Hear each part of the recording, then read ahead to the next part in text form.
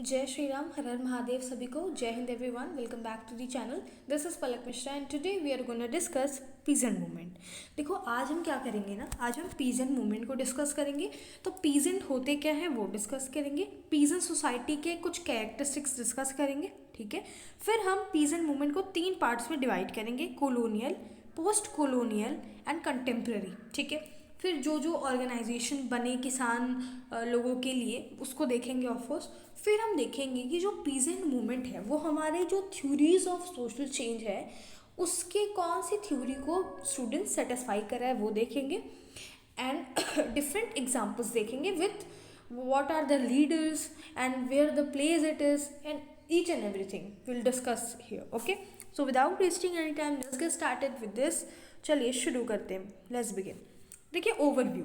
तो देखो ओवरव्यू से पहले जान लो कि जो पीजेंट्स होते हैं ना वो यहाँ पे फार्मर्स की बात कर रहा है। वो फार्मर, वो पुअर फार्मर जो कि क्या करते थे, दूसरे की या तो किसी फार्मर्स के पास लैंड होता था। देखो 3 तरीके की पीजेंट को हम डिस्क्राइब कर सकते हैं। एक तो देखो लैंडलॉर्ड होते थे, दूसरा लैंडलेस होते थे, और जिसके पास सेमी लैंडलॉर्ड होते थे, ठीक है। देखो होता क्या है ना कि जो लैंडलॉर्ड होते हैं वो तो आपको पता ही है, ज़मींदार। लैंडलेस जो लेबर होते थे वो क्या करते थे, लैंडलॉर्ड की ज़मीन पे खेती करते थे। और जिनके पास सेमी लैंड होता था ना वो क्या करते थे, अपने ही खेत पे काम करते थे। वो हम समझेंगे छोटे छोटे किसान, ओके। अब पीजेंट जो है सोसाइटी, उसके क्या क्या कैरेक्टरिस्टिक्स फीचर है। तो पीजेंट्स के जो सोसाइटी है उसकी पहली कैरेक्टरिस्टिक फीचर होगी स्टूडेंट्स कि दे आर सिंपल, है ना। सिंपल पीपल हैं जो कि फिजिकल लेबर में बिलीव करते हैं, है ना। जैसे पहले की आप मूवीज़ वगैरह में देखोगे तो किसान बहुत ही मेहनती होते थे, क्योंकि उस टाइम पे ट्रैक्टर नहीं होता था तो वो हल चलाते थे, वो सारी चीज़ें खुद से करते थे, तो वो फिजिकल लेबर वर्क ज़्यादा करते थे। समझ में आया। फिर हम बोल सकते हैं कि ये कोहेजन होता था, कोहेसिवनेस बोल सकते हैं या फिर क्लोजनेस बोल सकते हो। जैसे आपने ये चीज़ नोटिस की होगी कि गाँव में कितना ज़्यादा क्लोज होते हैं लोग, है ना। और शहर में आके लोग मेटलिस्टिक होते हैं, है ना। लेकिन जो पीजेंट होते हैं ना वो एक दूसरे पे इंटरडिपेंडेंट होते हैं और उनके आपसी बहुत ही अच्छे कनेक्शंस होते हैं, तो they are close to each other. जैसे अगर मान लो कि 4 किसान एक ही गांव में हैं और एक किसान को कोई मार दिया तो देखो तीनों चारों इकट्ठा हो जाते हैं, ठीक है। फिर इंटरडिपेंडेंट होते हैं, एक दूसरे पे निर्भर होते हैं वो, है ना। जैसे आप गांव में देखोगे तो किसी के घर पे कोई कुल्हाड़ी है और अगर आपको कोई प्लांट लगाना है तो अगर आप गांव में रहते हो तो आप इजीली जाके अरे भैया आप कुल्हाड़ी दे दो तो वो दे देगा आपको सिंपली। लेकिन यही आप सिटीज़ में किसी के पास रहेगा भी, अगर आप मान लो उससे मांगने भी जाते हो तो एक चांस है कि वो आपको मना भी कर सकता है कि नहीं हम नहीं देंगे, या कह देंगे हाँ हमारे पास है ही नहीं, झूठ भी बोल देंगे। क्योंकि लोग सिटी लोग होते हैं ना, वो लोग जो सिटी पीपल होते हैं वो सेल्फ सेंटर्ड होते हैं, लेकिन जो गांव वाले होते हैं वो सेल्फलेस होते हैं, वो सबकी हेल्प करते हैं। और क्योंकि उनके अंदर बहुत ही ज़्यादा यूनिटी भी होती है ना। ये चीज़ आपने देखी होगी कि गांव में किसी के घर में क्या चल रहा है बच्चों सबको पता होता है ना। किसके घर में शादी पड़ी है, कब क्या होने वाला है, किस में लड़ाई हो गई, किसकी खेत की वजह से मार झगड़ा हो गया, सबको उन्हें पता रहेगा। तो जो फार्मर सोसाइटी होती है वो इसी तरीके की लोग होते हैं और वो close to environment, close to nature, close to earth कह सकते हैं, क्योंकि जो मदर अर्थ है उन्हीं से उनको सब कुछ मिल रहा है, वो उसी पे उगा रहे हैं अपना, है ना, खेती कर रहे हैं, वही उनको खाने के लिए प्रोवाइड करें, तो they are very close to nature. समझ गए, ओके। तो अब चलिए पीजेंट्स क्या होते हैं, यानी छोटे छोटे फार्मर्स जो कि जिनके पास मे बी सेमी लैंड हो या फिर लैंडलेस लेबर हो, है ना। और जो पीजेंट मूवमेंट की जब हम डिस्टिंग्विश करते हैं तो peasant movement in India are generally classified on the basis of pre British, Britishers के पहले, है ना, प्री, फिर ब्रिटिश और कॉलोनियल पीरियड, या फिर पोस्ट इंडिपेंडेंस की उसके बाद क्या सीन था, है ना। तो देखो चलो इसको डिस्कस करने से पहले शुरू करते हैं डिवीजन ऑफ पीजेंट मूवमेंट। तो ब्रिटिशर्स जब आए थे वो time period colonial, post colonial, contemporary, ठीक है। अब देखो, अब मैं पूरा सिस्टम समझाती हूँ। देखो क्या था, whole and soul of peasant movement is the British rule of revenue collecting system, है ना। देखो होता क्या था ना कि जो ब्रिटिश ने एक रूल लगाया था रेवेन्यू कलेक्टिंग सिस्टम का। तो रेवेन्यू यानी कि देखो जो लैंडलॉर्ड होते थे, ठीक है, उनको ब्रिटिशर्स ने जिम्मेदारी दे रखी थी कि देखो तुम इस एरिया के लैंडलॉर्ड हो, तुम इस एरिया के जितने भी पीजेंट हैं, छोटे छोटे फार्मर्स हैं, उनसे तुम टैक्स कलेक्ट करोगे और फिर वो मुझे टैक्स पे करोगे, तुम टैक्स पे करोगे। लेकिन पैसे तुम्हारे नहीं होंगे, पैसे उन छोटे फार्मर्स के होंगे जिनकी ऑलरेडी एकदम एक्सप्लॉयटेड लाइफ है, जो खुद एक टाइम के खाने के लिए उनको इतनी प्रॉब्लम फेस करनी पड़ती है, जिनके पास कुछ भी नहीं है। तुम उनसे टैक्स लोगे और तुम मुझे पेमेंट करोगे। तो देखो ये 3 तरीके का टैक्स कलेक्शन सिस्टम था, जो कि revenue collection system, ryotwari, Mahalwari, ज़मींदारी। ये तीनों नाम आपने सुने होंगे, हिस्ट्री में कभी सुना होगा, एसएसटी पढ़ा होगा लास्ट छोटे पे तो सुना होगा। जो रैयतवारी, महलवारी, ज़मींदारी थी, इससे जो पीजेंट थे बहुत परेशान थे, क्योंकि जो लैंडलॉर्ड थे, आपको पता है पहले के ज़माने का अगर मूवी देखे होगे तो आपको पता चलेगा, जो पीजेंट होते थे ना वो अनएजुकेटेड होते थे, पढ़े लिखे तो होते नहीं थे। तो उनसे ये लोग जो होते ना एक पेपर साइन करवा लेते थे और उसमें लिखा होता था कि इतना जो है परसेंटेज आप मुझे जो पे करोगे। जैसे आप अगर मेरी ज़मीन पे वर्क कर रहे हो तो अगर आप मतलब होता क्या था कि जो पीजेंट होते थे ना वो ज़मींदार से थोड़े से पैसे उधार ले लेते थे और उस पर इतनी हाई जो है टैक्स लगाती थी लैंडलॉर्ड, इतना हाई टैक्स लगाते थे जिसको वो आजीवन नहीं भर पाते थे और जनरेशनल पॉवर्टी जनरेट हो जाती थी। समझ रहे हो?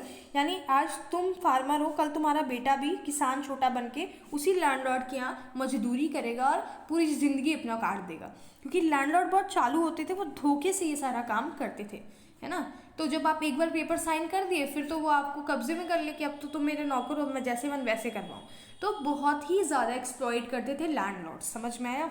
और जो रेवेन्यू कलेक्शन सिस्टम था वो किसके द्वारा बनाया गया था? स्टूडेंट्स, ब्रिटिशर्स के द्वारा। ठीक है, ओके।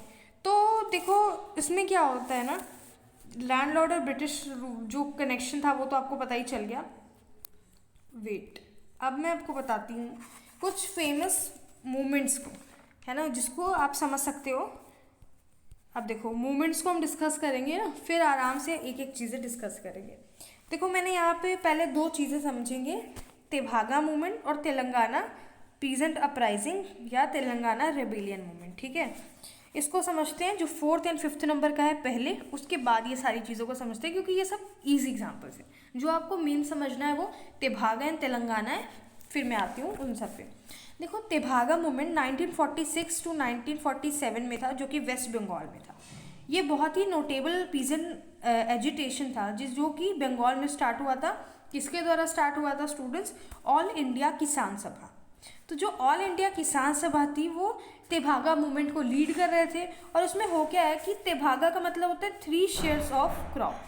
हाँ, तो मैंने बताया था कि जो टैक्स कलेक्शन सिस्टम था उसमें बेसिकली था क्या कि तेभागा मूवमेंट में जितना ये लोग प्रोड्यूस करते थे, है ना, जितने ये लोग क्रॉप्स प्रोड्यूस करते थे उनके हाफ क्रॉप्स को इनको दे देना होता था रेंट पे, है ना। तो इनसे जो कलेक्शन किया जाता था वो पैसे तो ये लोग के पास तो थे भी नहीं, है ना, पैसे भाई कहाँ से ही देंगे। इन लोग के पास जो होता था बचा कुचा क्रॉप्स ही होता था, जिसको अपनी बड़ी मेहनत और लगन से लगाते थे। लेकिन हुआ क्या कि इनके क्रॉप्स को 1/2 शेयर यानी हाफ जो है इनका, मान लो कि आपने 1 kg उगाया, आपका जितना भी फसल है वो टोटल 1 kg एग्जाम्पल, तो आपको 50 जो है ना, मुझे मतलब 50% उसका देना पड़ेगा, ऐसा है, समझ रहे हो। तो जब आप आधा किलो मुझे ही दे दोगे तो आपके पास कितना बचा? आधा बचा। तो जो ये सिस्टम था उससे और एक्सप्लॉयटेशन होने लगी। तो वेस्ट बंगाल में ये मूवमेंट चला कि ये जो 1/2 पार्ट आप ले रहे हो, यानी जो हाफ पूरा आप ले रहे हो उसको 1/3 कर दो, यानी 1/3 लो आप रेंट, 1/2 मत लो क्योंकि बहुत हम नहीं पे कर पाएंगे। तो ये इसलिए था ताकि जैसे ये जो वैसे मूवमेंट था ना, ये हमारा तेभागा मूवमेंट, ये वैसे तो फेल हो चुका था, लेकिन कहीं ना कहीं ये एक आवाज़ उठाने वाला सिस्टम था। इसमें हुआ क्या ना कि पैडी जो हमारी राइस होती है उसको ये लोग जो है बेसिकली जैसा नॉन कोऑपरेशन में हम करते कि हम आपकी बातों को फॉलो नहीं करेंगे, तो ये वही कह रहे थे कि हम 1/2 पूरा अपने शेयर का आधा हिस्सा नहीं दे पाएंगे, हम अपने पूरे क्रॉप्स का आधा हिस्सा नहीं देंगे और हम देंगे ही नहीं आपको। तो इन्होंने पैडी उगाई। आपको पता होगा वेस्ट बंगाल में राइस बहुत ज़्यादा होता है, ठीक है। तो जो राइस उगाए ये लोग, तो पीजेंट ने क्या किया ना, वो पूरे राइस को ये लोग घर लेके चले गए, इन लोगों ने दिया ही नहीं।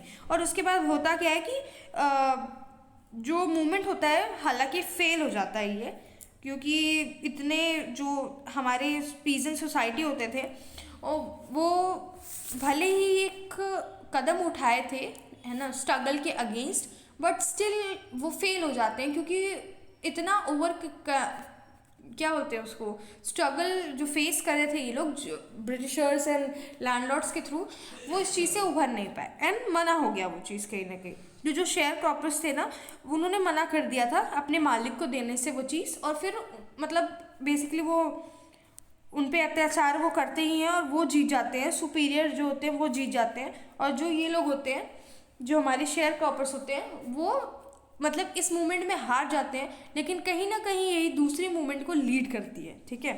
तो ये क्या होगा, तेभागा मूवमेंट होगा। तो मैं फिर से हल्के में समझाती हूँ, सिंपल में।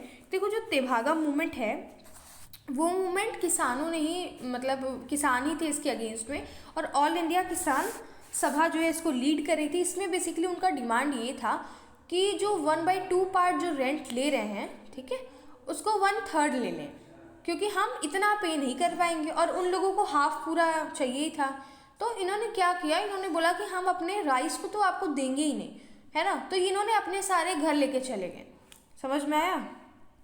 और भले ही वो अपने घर लेके चले गए ये दिखाने के लिए कि हम आपसे कोऑपरेट नहीं करना चाहते हैं, स्टिल ये मूवमेंट फेल हो जाता है। लेकिन कहीं ना कहीं ये दूसरे मूवमेंट को जो है जन्म देता है। वो कौन सा मूवमेंट है, साथ ही साथ देखिए, तेलंगाना पीजेंट अपराइजिंग 1946 to 1951, ठीक है। तो जो तेलंगाना पीजेंट अपराइजिंग है उसमें हम लोग देखेंगे जो तेलंगाना रेबिलियन नाम से जाना जाता है, क्या कि ये भी लैंडलॉर्ड्स के जो भी ऑपरेशन थे उसके अगेंस्ट था। It is against the oppressive landlord that was supported by autocratic authority of Nizam of Hyderabad. देखो हैदराबाद में ना जो रूल कर रहा था वो निज़ाम ऑफ हैदराबाद था, जो मुगल पीरियड में जो रूल कर रहे थे बेसिकली। और वो क्या किया था ना, वो भी ब्रिटिशर्स के ही साथ था, है ना, वो भी उसको सपोर्ट करा था। और जब आप रिलीजियस पॉइंट ऑफ व्यू से देखोगे ना, तो ये मुस्लिम जो रूलर था वो हिंदुओं पर बहुत अत्याचार कर रहा था, ठीक, क्योंकि ये पसंद नहीं करता था, वो चाहता था कि यार ये लोग यहाँ से चले जाएं, बहुत हेट करता था। सो ये क्या सीन था यहाँ पे, रिलीजियस पॉइंट ऑफ व्यू से तो ये हेट करता था। अगर वैसे पॉइंट ऑफ व्यू से तो देखें तो जो निज़ाम ऑफ हैदराबाद है वो ब्रिटिशर्स को ही फॉलो करता था, उनके ही सिस्टम को फॉलो करता था, समझ में आया। तो हुआ क्या इसमें कि जो कम्युनिस्ट पार्टी ऑफ इंडिया है वो अपने पीजेंट विंग के साथ, जो किसान सभा है, उसने ये लॉन्च किया मूवमेंट। और in order to counter the operation जो भी चल रहा था, ऑपरेशन निज़ाम ऑफ हैदराबाद जो थे वहाँ के, उनके द्वारा जो हिंदुओं पर अत्याचार हो रहे थे, जो पीजेंट पे अत्याचार हो रहे थे, उसके अगेंस्ट में उसके काउंटर के लिए ये मूवमेंट आया था, ठीक है। It entered in revolutionary phase when 2000 villages, when 2000 villagers set up their own public people's community. These communities took over the land, maintain their own army and own administration. होता क्या है ना कि फिर 2000 विलेजर्स जो थे वो साथ में रिवोल्यूशनरी फेज में ये कन्वर्ट हो गया कहीं ना कहीं, जब वो खुद की अपनी पीपल कम्युनिटी बना ली, जिसमें उनका खुद का लैंड जो था वो मेंटेन करते थे, खुद की आर्मी, खुद का एडमिनिस्ट्रेशन वो बना लिए थे। तो ये सब पीजेंट्स है। लेकिन इसको भी क्या किया गया, it was finally crushed bye an Indian army and इसको भी कॉल्ड ऑफ करना पड़ा इन 1951, समझ रहे हो। यानी देखो ये मैटर नहीं करता कि आप हारे या जीते, जब आप आवाज़ उठा रहे हो तो सपोज दैट कि आपकी ही सेम प्रॉब्लम को हर गली फेस करा है कोई ना कोई इंसान। आज आप आवाज़ उठाते हो, कल उसमें हिम्मत आती है और फिर वो आवाज़ उठाएगा। ऐसे ही धीरे धीरे करके आपको लोगों के साथ को मिलता है। तो जब हम देखते हैं ना कि फेलियर हो गया ये मूवमेंट, तो कोई बात नहीं, क्योंकि आप धीरे धीरे कलेक्ट कर रहे हो वो चीज़, आप कहीं ना कहीं लोगों में हिम्मत बांध रहे हो। तो जब तेभागा और तेलंगाना दोनों मूवमेंट ही क्या हो गया, कॉल्ड ऑफ हो गया। लेकिन स्टिल इनकी ही वजह से कहीं ना कहीं अदर मूवमेंट्स को क्या हुआ, उनको जो है चांस मिला अपने पॉइंट ऑफ व्यू को रखने का, है ना, उसके ऑपरेशन के अगेंस्ट आवाज़ उठाने का। समझ में आया। तो चलो अब इंडिगो रिवॉल्ट को देखते हैं या इंडिगो मूवमेंट को देखते हैं। ये नील विद्रोह था, इसको लीड कर रहे थे विष्णु बिस्वास और दिगंबर बिस्वास, ठीक है, जो कि वेस्ट बंगाल में चल रहा था 1859 to 1960। I mean 1860। देखो इंडिगो मूवमेंट वही था कि जो ब्रिटिश जो थे ना, वो आपको पता है कि जो हमारा इंडिया है वो इतना ज़्यादा रिच है हर चीज़ में कि हमारे ही चीज़ों को लेके ब्रिटिशर्स जो है अमीर बन गए, ये तो सबको पता है। देखो इंडिया में क्या था ना, नील की खेती होती थी, लेकिन नील की खेती का जो फॉर्मूला था ना वो इंडियंस के पास था, इंडियन पीजेंट्स के पास था, लेकिन ब्रिटिशर्स को वो चीज़ें पता नहीं थी। जब इन्हें पता चला कि अच्छा नील की भी खेती हो सकती है, तो इन्होंने क्या किया, इन्होंने पीजेंट्स को परेशान करना चालू कर दिया कि तुम हमें नील उगा कर दो, इंडिगो उगा कर दो, ताकि इंडिगो से क्या होता था, यहाँ से ये जो इंडिगो लेकर जाते थे उसको बाहर वो बहुत हाई कॉस्ट में बेचते थे, क्योंकि उनके पास वो फॉर्मूला नहीं था। और ये जब बनाकर जब इनके पास ये फॉर्मूला डेवलप हो गया तो ये किसान को पेमेंट ही करना छोड़ दिए, और फिर वो छोड़ दिए उस चीज़ को, क्योंकि इनके पास वो फॉर्मूला नहीं था, तब तक ये इसे परेशान करते थे। देखो इंडिगो मूवमेंट में क्या हुआ, ब्रिटिशर्स ने कहा पीजेंट से कि तुम हमें इंडिगो उगा कर दो, पर इंडिगो उगाने में क्या होता था ना, जो ज़मीन होती थी वो बंजर हो जाती थी। कैसे, जैसे आप इंडिगो उगा देते हो तो जो फसल होती है वो पूरी की पूरी ख़राब हो जाती है, और जब फसल ख़राब हो जाती है तो दूसरे आप कोई क्रॉप्स लगा ही नहीं सकते हो। तो इससे ब्रिटिशर्स ने कहीं ना कहीं बहुत ऑपरेशन जो है बहुत ऑपरेस किया जो इंडिगो उगाने के लिए, और पीजेंट्स का क्या होता था, बहुत नुकसान होता था, क्योंकि जब पूरी लैंड आपकी, मान लो कि मैं एक पीजेंट हूँ और मेरे पास जो है 1 बीघा खेत है एग्जाम्पल, तो मेरे खेत में अगर आप पूरा इंडिगो उगवा दोगे तो फिर बर्बाद हो जाएगा मेरा खेत, तो मैं खाऊंगी क्या, मेरे पास तो कुछ नहीं बचा, मैं तो क्रॉप्स ही नहीं उगा पा रही हूँ, समझ रहे हो। तो इंडिगो रिवॉल्ट इसी चीज़ को रोकने के लिए था। फिर हमारा आता है हमारा चंपारण सत्याग्रह। देखो चंपारण सत्याग्रह 1917, गांधी जी का एंट्री हो जाती है दोस्तों। राजकुमार शुक्ला का नाम सुना होगा आपने, जब ये मूवमेंट पढ़ रहे होगे आप लोग, 10th में पढ़ा होगा या जब भी पढ़ा होगा 9th 10th, तो आपने देखा होगा कि राजकुमार शुक्ला कितना एफर्ट लगाते हैं बस एक बार गांधी जी बिहार में विजिट कर जाएं और देख ले कि क्या चल रहा है ना। तो ये चंपारण सत्याग्रह भी इंडिगो कल्टीवेशन को रोकने के लिए ही था, कि जो भी यूरोपियन प्लांटर्स थे वो क्या कर रहे थे, कल्टीवेशन के लिए उन्हें फोर्स कर रहे थे। They were force to grow indigo under Tinkathia system. उसको रोकने के लिए बस गांधी जी जो है बिहार विजिट करते हैं, वो सारी चीज़ों को देखते हैं। फिर उसके बाद क्या शुरू होता है, non cooperation movement, also known as Kheda Satyagraha, 1918 में, जस्ट 1 साल बाद।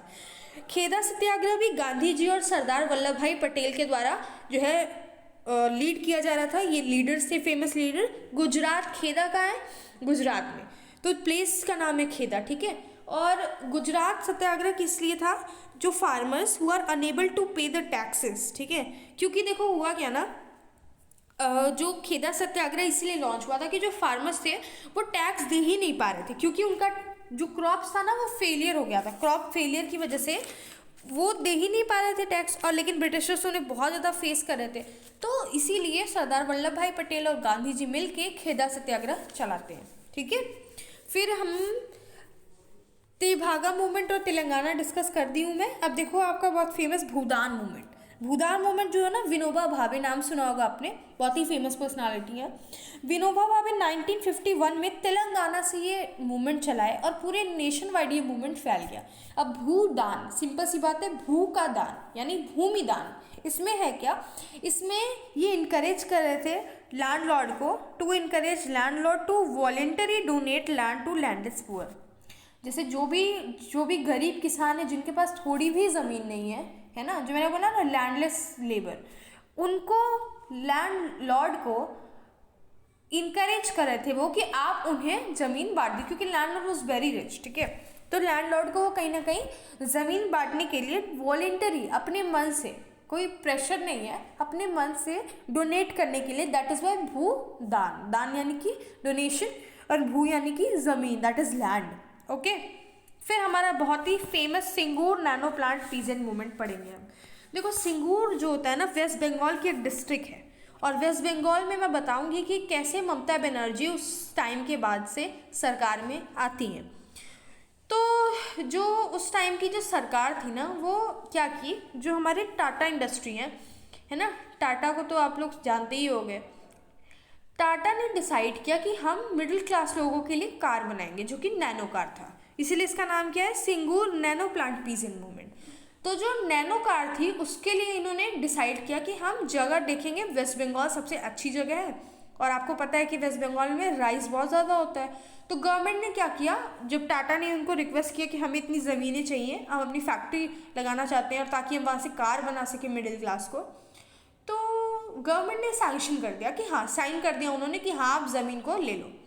तो हुआ क्या, ऑल्दो कि जो पीजेंट्स हैं उनको डबल रेट पे ज़मीन मिल रही थी, बट यू नो जब आप डिस्प्लेस करते हो किसी को तो you are not displacing him, you are displacing all the emotion. अगर आप किसी प्लेस को बहुत प्यार करते हो और आपसे कोई कोई कहे अरे अरे अब चले जाओ, दूसरी जगह चले जाओ, हम आपको डबल रेट देंगे, तो यू नो आपकी उस पर आ जाती है कि भाई हम इतना साल से इसी चीज़ को, मेरा ज़मीन है ये, मैं क्यों कहीं और जाके शिफ्ट हूँ। तो वर्कर्स ने क्या किया, वर्कर्स ने प्रोटेस्ट करना चालू कर दिया, लेबर्स ने। पीजेंट बोले कि हम नहीं हटना चाहते हैं, अपनी ज़मीन नहीं देना चाहते हैं। शांतिपूर्वक पीजेंट शांति से प्रोटेस्ट कर रहे थे। फिर हुआ क्या, अचानक से कि जो करेंटली रूलिंग पार्टी थी वो लाठी चार्ज करवा दी पीजेंट्स पे, और उसके बाद ममता बनर्जी जो कि स्टूडेंट लीडर थी उस टाइम पे, वो सबको भड़काती हैं और बताती हैं कि आपकी आइडेंटिटी छीनी जा रही है, ये हमारी सिर्फ हमारी लड़ाई नहीं है लैंड के लिए, ये आइडेंटिटी की लड़ाई है। और ममता बनर्जी उस टाइम के बाद की जो जो उस टाइम ब्रूथल मूवमेंट हो गया, ये मार काट सब एकदम रिवॉल्यूशन की तरह ये हो गया कहीं ना कहीं, जब सब लोग एकदम वायलेंस का सहारा लेने लगे क्योंकि सरकार ने लाठीचार्ज करवाया था और ममता बनर्जी भी गर्म था लोहा तो मार दी हथौड़ा, ठीक है। तो ममता बनर्जी ने क्या किया, वैसे तो वो सरकार में आने के लिए ये सब कर रही थी और वो सक्सेसफुल भी हुई। उसके बाद जब वो वोटिंग हुआ तो ममता बनर्जी उस टाइम से अभी तक सरकार में है, समझ गई। तो to protest against the forced acquisition of agricultural land for industrial purpose. तो जो टाटा का जो नैनो प्लांट था वो इंडस्ट्रियल पर्पस के लिए था, वो एग्रीकल्चर लैंड को जो फोर्सली गवर्नमेंट ने सैंक्शन कर दिया था, बस इसी के अगेंस्ट में क्या था, ये Singur nano plant peasant movement चला था, ठीक है। अब फेमस पीजेंट लीडर को देख लो, जैसे मैंने डिफरेंट नाम्स लिए, विष्णु विश्वास, दिगंबर विश्वास, ईश्वर चंद्र रॉय, वासुदेव बलवंत फाटके, गांधी जी का नाम तो है ही, उसके बाद सरदार वल्लभ भाई पटेल हो गए, विनोबा भावे हो गए, ये सारे क्या हैं, बहुत ही फेमस पर्सनालिटीज़ हैं जो कि किसान को क्या किए हैं, किसान के सम्मान के लिए, आई मीन उनकी राइट्स के लिए स्टैंड लिए हैं, उनके ऑपरेशन को रोकने के लिए स्टैंड लिए हैं, ठीक है।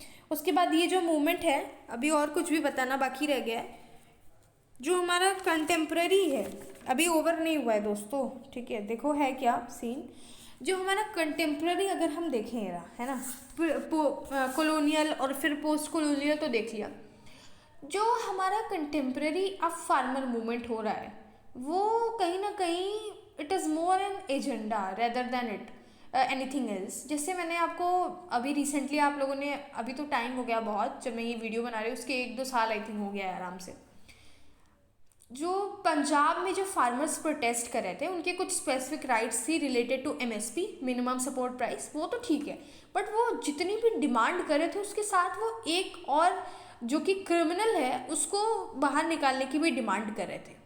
और फिर आपने ये भी देखा कि चलो उनकी अपनी राइट्स हैं, they want MSP, I agree कि सबको चाहिए होता है, ओके।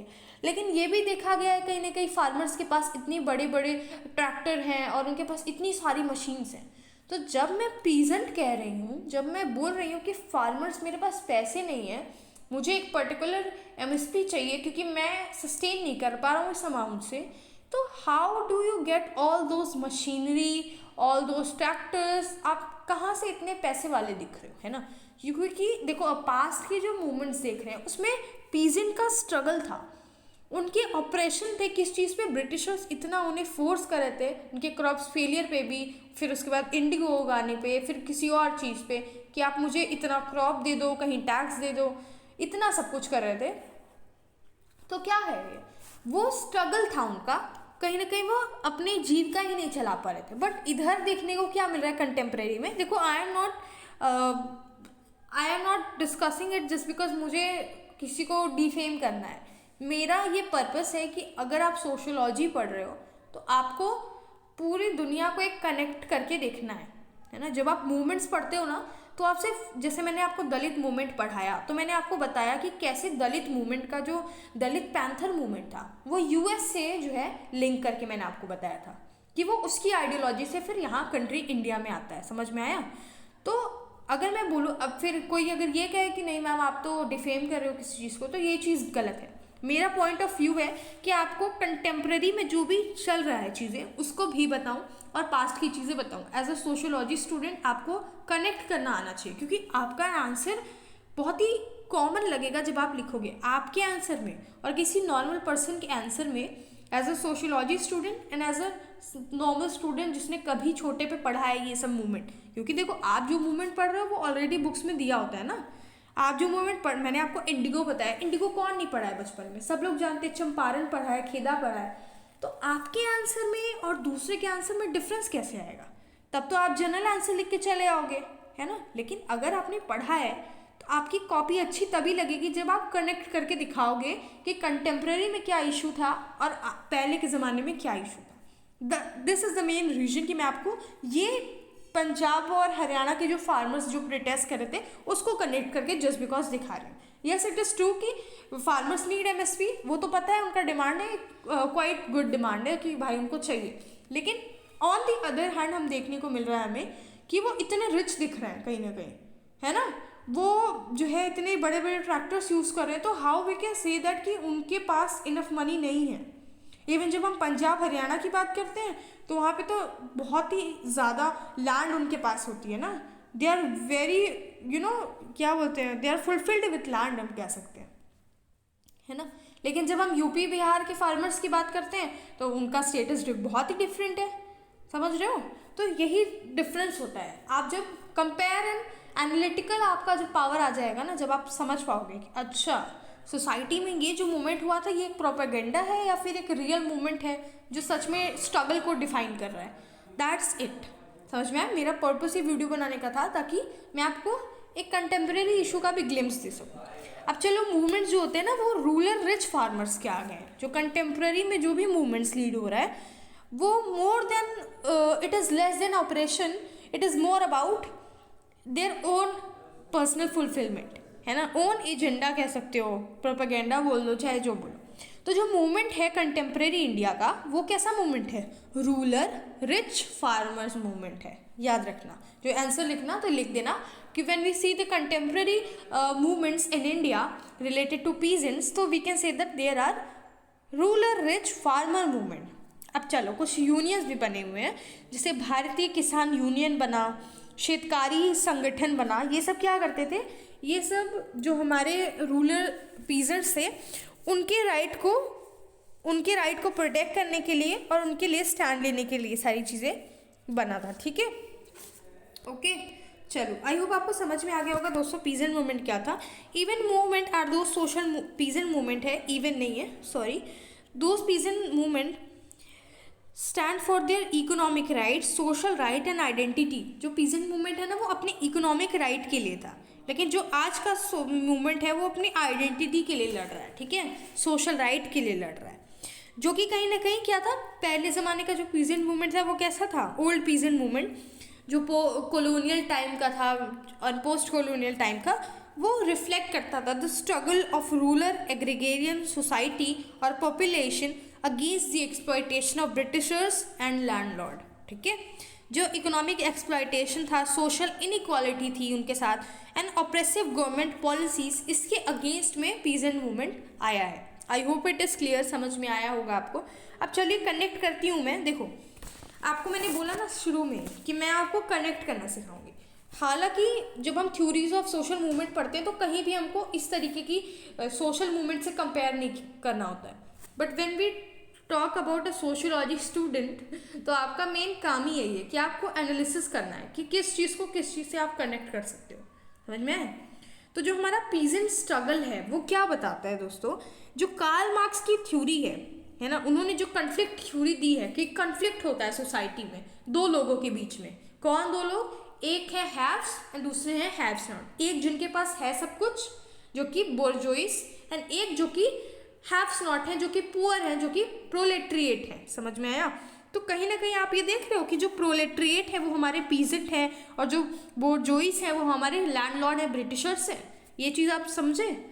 इसी को कहते हैं कंपेयर करना, एनालिटिकल पावर जनरेट करना। दैट इज़ वाई मैंने शुरू में ही बोल दिया, क्योंकि काफ़ी लोग स्किप करते हैं, उन्हें कंटेंट चाहिए होता है, वो स्क्रीनशॉट लेते हैं या कॉपी पे लिख के चल देते हैं, बट वो कंपेयर नहीं कर सकते। यस तो जो पीजेंट मूवमेंट है वो कार्ल मार्क्स की कॉन्फ्लिक्ट थ्योरी को सेटिस्फाई कर रहा है, जो इनडायरेक्टली ये बता रहा है कि landlord and Britishers are bourgeois and proletariat कौन है? हमारे पीजेंट सोसाइटी जो कि स्ट्रगल कर रही है। So alright, let's thank you so much guys, and I hope आपको समझ में आ गया होगा गाइस। Thank you.